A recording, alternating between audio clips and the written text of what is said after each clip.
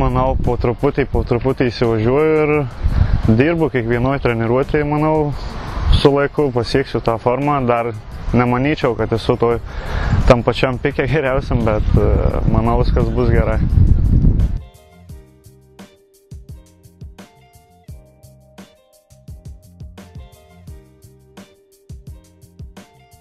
Tai čia normalu, kai laimėsi, aišku, bus geros nuotaikos visą laiką, kai praloši bus niūrios, liūdnos nuotaikos, emocijų nebus tokių teigiamų, kaip sakoma, bet po pirmo rato padarėm išvadas ir dabar antram rate, manau, visai mums neblogai sekasi. Renkam taškus ir renkam prieš tuos varžovus, kuriuos reikia rinkti.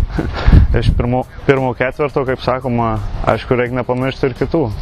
Bet šiuo metu nuotaikos geros, darbingos ir toliau žiūrim į ateitį.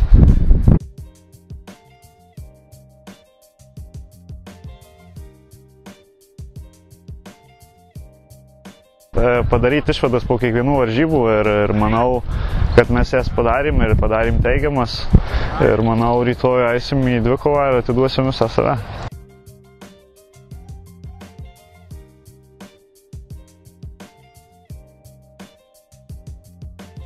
Rytoj bus, manau, dvikova, nežinau, nebus uždara, kaip sakoma, bet norėsim tiek ir mes įrodyti savo vertę, tiek ir Trakai.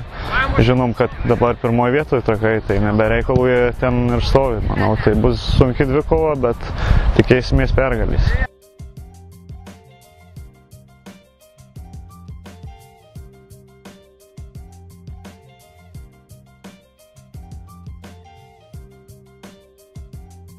Automobilį pavarot, ножка пожалуй.